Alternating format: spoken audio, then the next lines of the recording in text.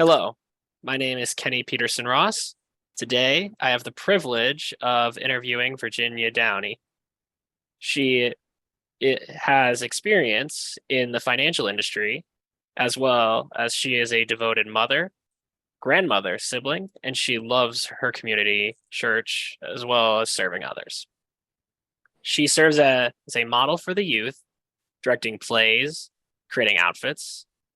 Also, she teaches classes around on Bible studies and living respectable lives, as well as all around on counseling and lover of people. She has deep faith and provides leadership, as well as has received honors for faithful service and leadership. Virginia, it's a pleasure to have you. Thank you. So, starting question: how long were you in the financial industry for? For 40 plus years. Wow, Yeah, a long time. that's very impressive. Right out of high school. Wow, good for Well, you. I was in high school when I started. So yeah, That's really impressive. yes. So, what did you do while working in the financial industry? I worked in a number of different departments, but the department that I ultimately ended up at was transferring money around the Hmm. world. Huh. Did you feel like that really stuck with you? Oh yeah, Hmm. yeah. It was a very interesting job. You got to meet many people. You got to even talk to people in different countries, and Oh, it was a very rewarding, and it was something that I like to do. So it was fun. this would. I'm Oh, sorry. go. Fortunately, the bank that I work with was like one of the last banks standing that hadn't been touched by being taken over by bigger banks Wow. and things like that. So I felt pretty lucky to Yeah. be at that particular bank. Do you remember the name of it? Yeah, it was the M&I Marshall and Ilsley Bank. Oh. It was taken over by BMO, Mhm. Bank Montreal, which is a Canadian based bank. Yeah. They finally picked us up. So Yeah. we were the last ones to go. Ah. Uh, like where were you? Were you in a specific location? I was lucky enough again to be downtown at the main office on Water Ooh. Street, right Ooh. across from City Hall. So I worked in the Ooh. downtown area for those 40 plus years. So Yeah. that was a great experience too. Yeah. That does sound like a lot of fun. As we covered in the intro, you have been interested in stuff outside of finances since did that happen after you're retiring, or was that while you were still working in this industry that you started like directing plays and creating outfits and all that? Um, it was kind of a like a side thing. It was a fun thing to do. Even when I was Mhm. working, I would do things in the department Yeah. and try to get people to do different fun things just to make, you spend more time with people you work with. So quite naturally you wanna, you know, some of that stuff that I did extended to my work family. Oh wow. Was the directing like kids stuff or was it like adults? Well, I would do kid stuff, adult stuff, just coming up Ooh. with different ideals just to have fun, like, Mm. today we're going to do this, we're going to dress this way, or we're going to do that. So it's always kind of been a passion of mine, Mm. just like everybody has gifts. So I think that was one of my gifts to Mm. be creative and do things like that. So Well, what drew you towards that? Like, what was the moment you realized this is my gift and I kind of want to do something with it? because I always had a desire to do it. I always had a Ah, desire to, make people happy or, yeah, just have fun. yeah, nice. Is there uh, is there like a favorite play you've done? Um, well, I used to put on a little kids plays for my grandkids. I would do Sesame Street, Mhm. build a whole stage, do that. At Ooh, church, we would, of course, do the biblical stories. yeah. So things like that. Make Halloween scenes. Just kind of jazz things up Mm. for different holidays and things like. Let's see here. Here, are there any lessons you feel like you've kind of taken away from like directing and making costumes or participating in these kinds of things? Well, when you look back at them, you laugh because, some of them were funny and, the kids, they remember that, when you dressed them up. And so it's kind of nice to reflect that, you look back and like, wow, I did that. I can't believe I did that. But, Yeah. sometimes your passion and your energy will take you to places that you don't think you could go. Yeah. So you'd say kind of like follow your passions and the energy. Yeah, whatever you are passionate about, you can, pour yourself into that. That makes life interesting and it Mhm. makes life fulfilling, I think.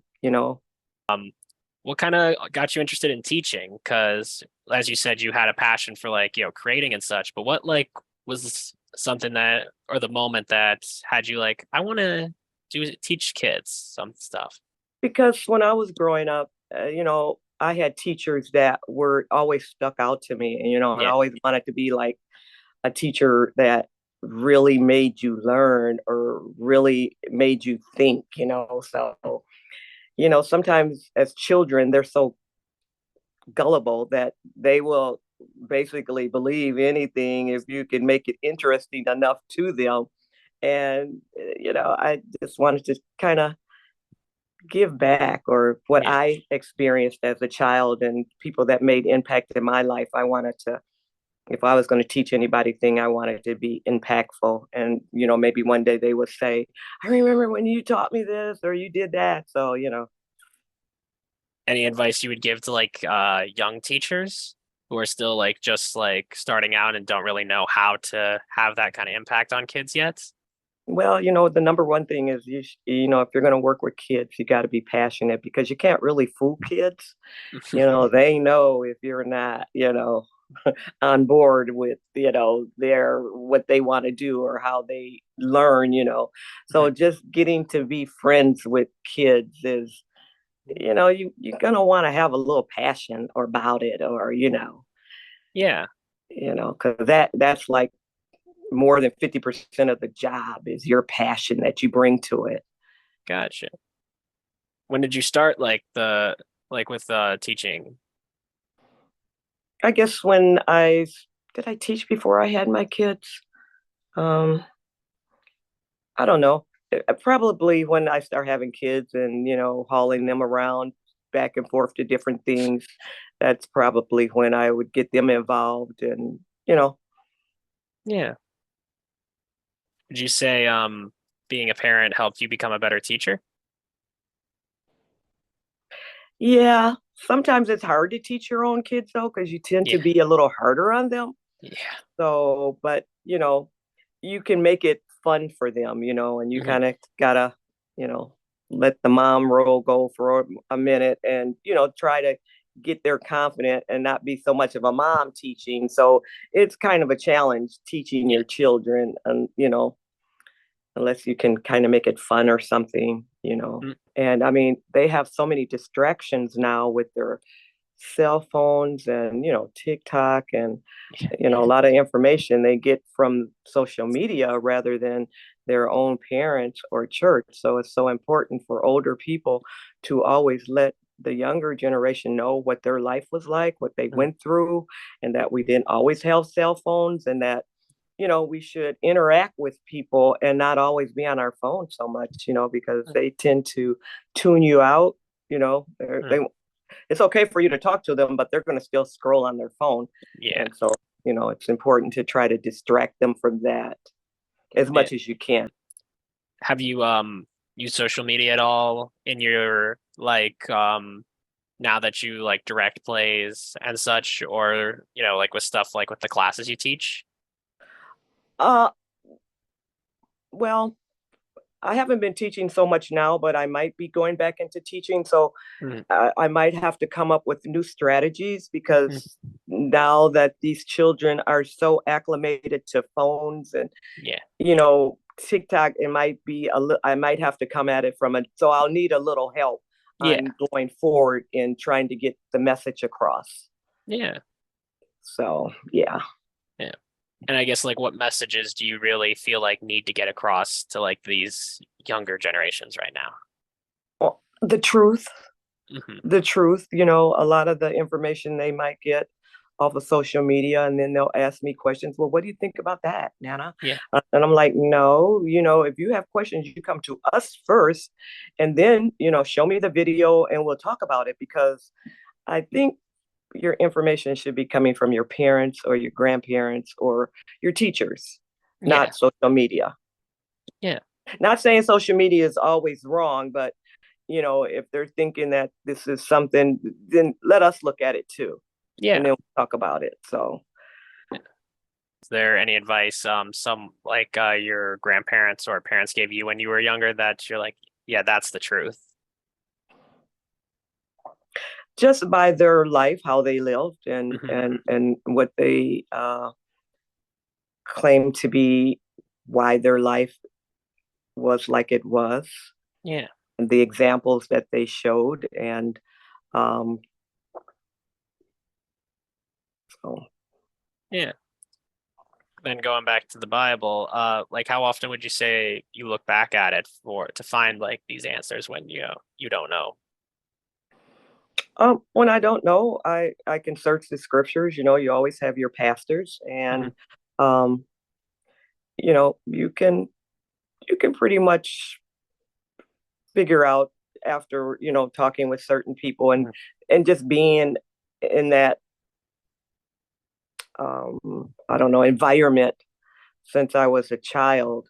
You know, I have a lot of background, and you keep learning, you keep searching, and get more knowledge and wisdom, and being, of course, with other Christians, and Hmm. being in different Bible studies and different spiritual, you know, because we're spiritual individuals. I think Yeah. people don't think like that. I mean, we feed ourselves physically with food, but we also need to feed our spiritual life. And that makes you a more balanced person in life when you are able to balance both your physical and your spiritual. Hmm. You know, so I think that's important, to be balanced. How would you recommend finding that balance in life? Well, if you're not going to church and you're not reading your Bible and you're not feeding yourself spiritually, well, you're going to be spiritually deprived, and that's going to create imbalance. Yeah. I mean, we're spiritual individuals. You know, like some people have different faiths, Hmm. and they might balance it out that way. You know, but I think you need to know both sides of yourself. Yeah. Is So I that think why that's you real important. is that why you like to teach kids the Bible? Yes, they need to know that there is a greater power than social media.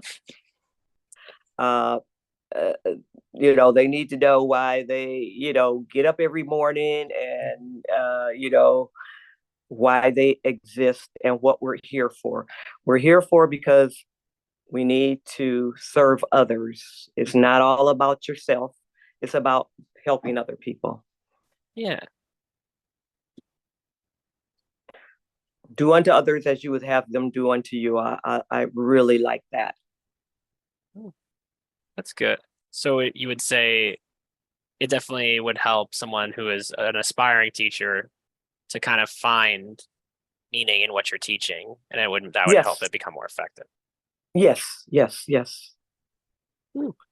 And you draw on your own childhood, and you know what worked for you as a child, what inspired you as a child, Mhm. and you try to, you know, pass that on to the next generation.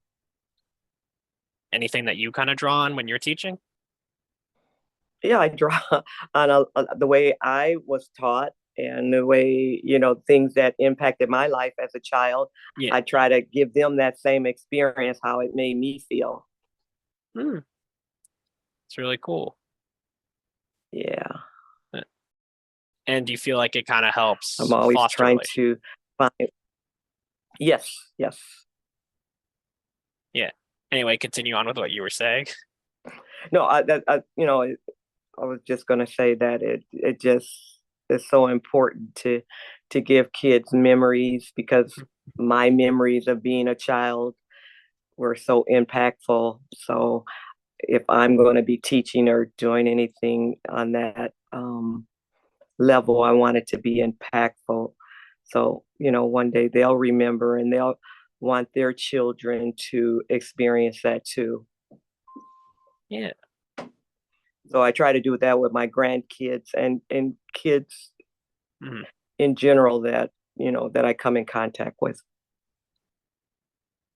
Do you feel like you're also teaching even when you're like helping direct or make outfits for stuff? Do you kind of feel like you're also teaching in that respect too? Yes, because then they'll like, well, I want to know how to do that, or could you teach me to do that? Yeah. So I think that's important, like I know some of my friends teach their grandkids how to knit Hmm. and things like that. I mean, I don't know how to knit, but Yeah. but just and then they just say when they see their grandchild or another child knit, knit something that just brings so much joy, not to only to the person that taught them, but then the child also. Hmm. Have your I believe we've mentioned your kids a couple times. Do they ever still stop by to these plays and stuff? um well, some of them used to be in them, so Yeah. of course they want their kids to be part of something like that, so they kind of get a chance to look forward to see their children maybe be in a play or two, or dress up in a costume that I might have created for them, be it Halloween or church or any holiday, St. Patrick's Day or Easter. Would you say it's good for people to get their kids to do those kinds of things, like participate in plays for this type of stuff? Yeah, if if they're I don't know. I think when we were growing up, we kind of were forced to. Well, you're going to be in a Christmas program or pageant this year, and so we just kind of did it because we had to. But then we look back on it, and we enjoyed it, and it wasn't such a bad thing. Yeah. And you never know. Sometimes your kids may you know want to do drama, or it's just like teaching them how to play an instrument. You do it early on. Sometimes you can see the gift in your children when they're young. They have a passion for doing things like that, or they want to be in front and perform and do things. So you try to nurture those kind of gifts if you see them early on, Yeah. or a good speaker, and you try to bring out those things out of children at an early age. Yeah. Do you do that with the kids you teach? You kind of like will pick up on something and you're like try to nurture that. Yeah, you try to like, wow, this they're gifted in speaking, or they're gifted in just being in front of an audience, and it helps with their confidence. you know uh, Kids can be shy, and but you put them out in front of an audience, and you give them confidence, and just seeing children grow like that, that's very rewarding. Yeah. Would you encourage like teachers again, like I have been saying, and like young teachers to try and do that when they're teaching kids? Yes, yes, try to find out what really you know makes them excited about something. Yeah. So I mean, you have to try to reach kids the best way you can, and you try different things, different methods, but if you have a passion for kids, you'll usually find that and find out what works, and what might work for one child might not work for another. So when Yeah. you're a teacher, you're able to kind of notice those things. Would you encourage somebody who is like interested in teaching to like do it? It's I'll just say, if you don't have any passions for kids, don't do it. I mean, yeah. I know some people might think they have a passion for it and then get into teaching and realize that, their kids are not listening, they're being Uh, bored. You may have to change your style. Teaching is hard, and, mhm. and, and especially this day and age. You really gotta, to get these kids' attention, you really gotta bring it. So Yeah. I would really have to, you know, like I said, you would have to probably incorporate uh, different methods, you know, that would get their attention. They're really a hard audience now because we have so much to compete with now. Um, yeah. So good luck to teachers because it's a hard job now. It's a Oh yeah. really hard job, and the number one thing you're going to have is passion. Yeah. That's help you get through the hard parts. I guess what three pieces of advice would you give um teenagers and those in college in terms of developing into a whole person and being in control of their finances?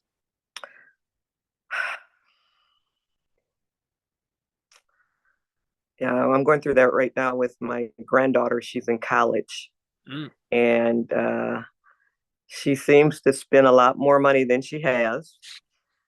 So, you know, I'm teaching her you don't need all that. You're in college right now. You might have to, live at the bottom of the, you know, um, and just try to get by with the bare minimum. You're a mhm, college student. You don't have a job. Just make studying and getting your education the number one priority.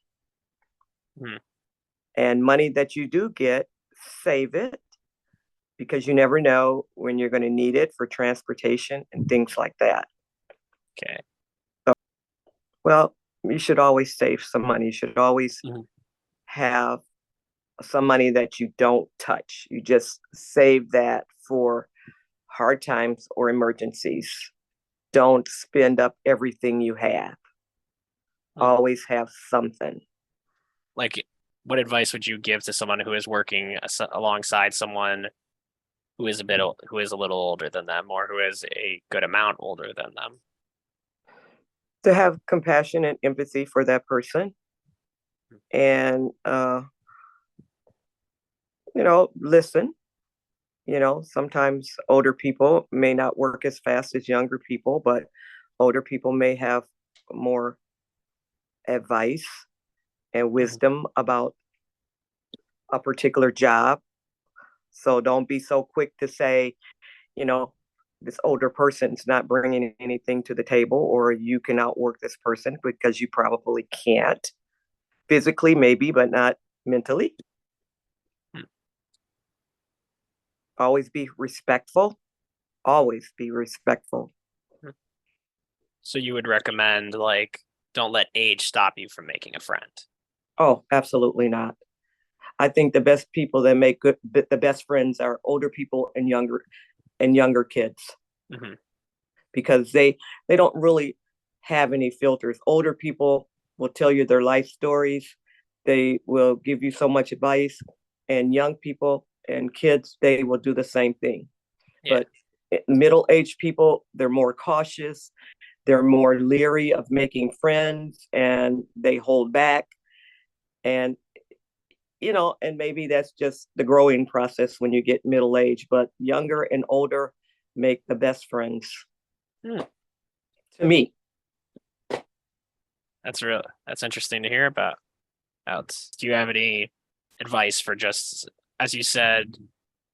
I think we've pretty much had to cover this question, but I'd like to dive a little deeper. So, like, for especially with college now being so expensive, like with your history and finances, what advice would you kind of give to kind of like help people like think about their money carefully, save it, and kind of like make sure they're spending it wisely? Right. Well, as far as college is concerned, um, go after all the grants that are out there. Hmm. Um, because they acquire a great expense by going to school, especially if their parents are not able to, they'll have to take out a loan. And, you realizing you're taking out this big loan, you want to make sure that you do your studies, get good grades, graduate, get a good job, because the first thing the federal government is going to come looking for you and they're going to want their money and you're going to have to pay them back. So always keep that in mind when you're getting these loans. Um, Hmm. try to look for the grants. Try Uh, to, go after anything that's available that you can get by either applying for different grants, being involved in different programs that will pay for your schooling. If there's jobs on the campus that you can get, you can do that to, and so you could have a little pocket change. Yeah. Telling the students that I am involved with that go to the college that, you know, let the studies be your number one thing and, go after the grants, go after different programs that might give you $500-600 for just participating because there's so much out there. And you just have to be able to look into that and find out what is being offered Oh, for different things. yeah. But if you can just make it through those 4 years on minimal, funds, of course you have your parents and, I'm sure, or relatives that will give you, some money, on your birthday or Christmas or something like that, Yeah. So don't be afraid to ask for help is what I feel like I've been hearing you say a Yes, lot. right. And most likely people will help you if they see that you're really doing your studies, you're making the grade, Mhm. they will help you. People will help you. Yeah. Find out what you're passionate about, because that's kind of, like I said, it drives you, it helps you, and we Hmm. all got gifts. We all have gifts. That's what makes us so unique. Hmm. What one person can do, another one may not can do. They can do something else. Yeah. Yeah, I see that a lot. And I would say have seen, and tell me if you agree. I think it's definitely something, it's okay to take your time to find out your gift. Would you Yes, agree? I agree. Totally. Yeah. Totally do.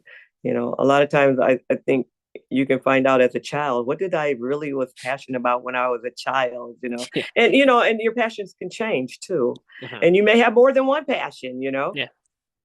So uh, that's another great thing about us as human beings. Yeah. No, I guess is like their advice from your parents that you would give that you wish you had listened to and you suggest like people say my age would listen to. Right. Well, of course, the money aspect of it, Yeah. save some of your money. Don't be a spendthrift. Yeah. Uh, you know, don't drink too much, Yeah. things like that. Go to church, Hmm. feed your spiritual side, Yeah. and which I did. I did listen on that, so that was good. Yeah. Uh, Never was a drinker, so I didn't have to worry about that. But That's definitely for the best. uh-huh, yeah, I could have saved more money. Hmm. Yeah, there was a lot of advice they gave me that I didn't take, but there Yeah. was a lot of advice that I did take. So I wish I had taken more. So of Mhm. course I try to, pass that on to the younger people about why older people are so intent on telling them what they think is wrong or what they think they should do. Mhm. And I just tell them to listen, you know, take some of their advice. And if you want to learn the hard way, that's fine too, because that teaches you too. Yeah. Oh yeah, I'm definitely Learn the hard way. yep. Sometimes that's a better teacher. Yeah. I've been in that situation. But it If well, I only listened to my dad or my mom, oh yeah. boy, woulda, coulda, shoulda. Yeah. Well, thank you so much for your time. I really appreciate everything. Again, I know, yeah.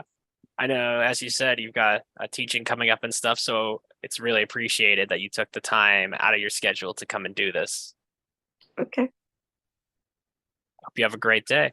Okay, you too. Thanks, Kenny. Take care. All right. Goodbye.